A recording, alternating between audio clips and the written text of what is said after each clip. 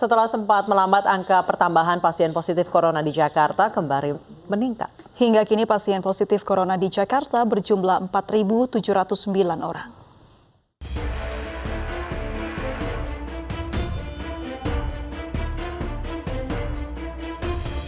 Setelah sempat menurun, angka pertambahan pasien positif corona di Jakarta kembali naik.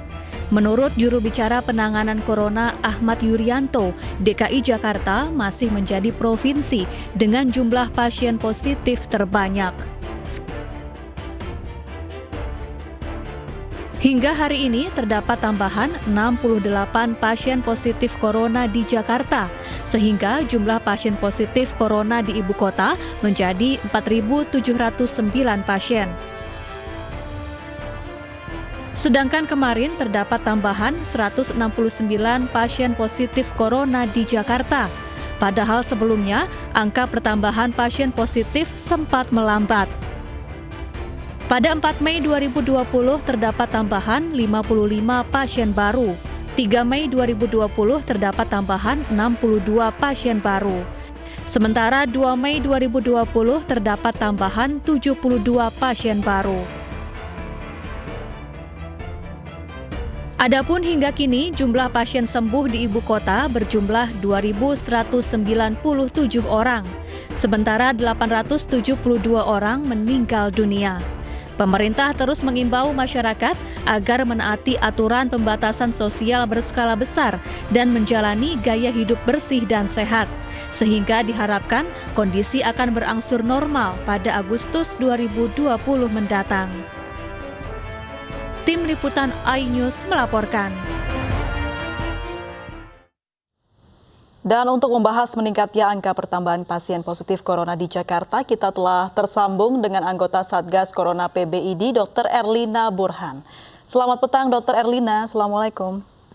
Waalaikumsalam, selamat petang. Baik, Bu Erlina, dengan meningkatnya jumlah pasien positif corona di Jakarta ini, apa penyebab utamanya, Bu Erlina? Penyebab utamanya karena kalau kita tahu kan penularan ini terjadi di masyarakat. Nah, saya mensinyalir barangkali ini udah mulai ada keabayan di sini, artinya interaksi antar masyarakat sudah mulai bertambah. Nah, ini menyebabkan tentu saja penularan terus berlangsung. Itulah apakah ini ada hubungannya dengan banyaknya masyarakat yang keluar rumah, Bu Erlina? Saya kira demikian. Kan interaksi masyarakat yang dekat inilah yang memicu terjadinya penularan antar individu. Baik, kita kan selalu menyatakan dari awal ini droplet itu jangkauannya 1 meter. Nah, kalau orang berjarak kurang dari 1 meter, terutama ada kerumunan dan sebagainya, maka kemungkinan untuk tertular itu sangat tinggi.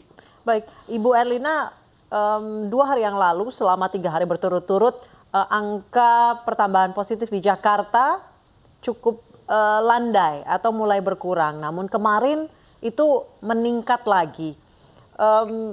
Apa yang menyebabkan ini? Karena masih banyaknya pergerakan manusia di Jakarta atau karena memang banyak yang sebenarnya tidak peduli atau terpaksa keluar rumah karena kebutuhan untuk makan sehari-hari? Ya, saya ingin juga mengevaluasi ke arah apakah juga ini terjadi peningkatan jumlah spesimen yang diperiksa.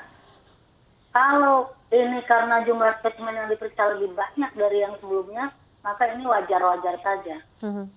Tetapi kalau jumlah swab yang diperiksa sama dengan sebelumnya, tapi angkanya meningkat, nah barangkali ini terjadi karena orang semakin abai dan interaksi antar manusia yang terlalu dekat itu banyak terjadi.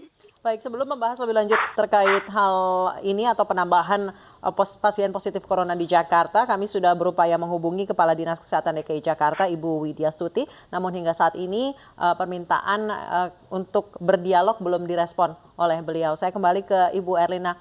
Ibu Erlina, apa sih Bu yang menyebabkan masyarakat itu di Jakarta yang adalah epicentrum penularan corona itu abai? Apakah memang angkanya masih kurang menyeramkan buat mereka? Aduh, jangan begitu ya. Ini angka sudah sudah bikin kita tenaga kesehatan pontang-panting. Jadi saya kira masyarakat harus sadar bahwa mereka lah yang menjadi garda terdepan untuk mencegah penularan. Dan kalau ini tidak dilakukan dengan disiplin atau abai, maka akan banyak kasus-kasus terjadi dan ujung-ujungnya tenaga kesehatan yang akan kewalahan. Sistem kesehatan akan sangat hektik, ya, dan kalau suasana hektik, pasien banyak, petugasnya tidak memadai untuk pelayanan begitu banyaknya pasien, maka tentu saja berefek kepada kualitas pelayanan. Baik, Ibu Erlina, kalau Ibu lihat sosialisasi mengenai bahaya virus corona dan begitu mudahnya penyebaran di Jakarta, sosialisasi di Jakarta itu sudah cukup menyeluruh atau belum, Ibu? Iya, saya kira kalau sosialisasi itu lumayan banyak, tapi apakah ini sampai ke masyarakat, itu yang kita mesti evaluasi juga. Jangan-jangan yang mengerti tentang ini hanyalah kelompok-kelompok tertentu yang memang literasinya cukup baik, sementara yang lain tidak peduli. Nah, harusnya kelompok-kelompok yang kepeduliannya kurang ini ya, inilah yang harus disasar oleh semua pihak. Kebijakan harusnya mengarah ke situ. Baik, Dr. Erlina, kalau Anda tadi mengatakan bahwa mengurangi adanya kerumunan yang terjadi di masyarakat agar turunnya angka positif COVID-19, tapi ini berbanding terbalik dengan apa yang terjadi di lapangan, Ibu. Seperti contohnya di KRL, banyak sekali kerumunan yang terjadi, bahkan ada 3 yang positif corona. Apakah sudah ada pembahasan dengan pihak-pihak terkait, Ibu, mengenai ini?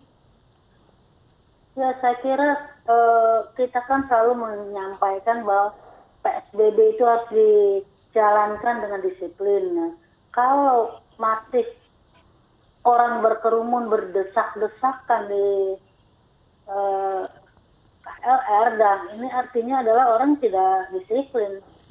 Karena kalau di dalam kereta berdesak-desakan kan bisa dibayangkan jarak antar manusia itu sangat dekat dan potensi penularan sangat tinggi. Karena ya apalagi kalau barangkali tidak juga diikuti dengan memakai masker dan cuci tangan. Karena pencegahan penularan itu bukan satu metode saja, tapi merupakan kombinasi dari beberapa cara seperti jaga jarak, cuci tangan, pakai masker, menjaga imunitas dan selainnya. Baik. Ya, saya juga mungkin memikirkan barangkali banyak orang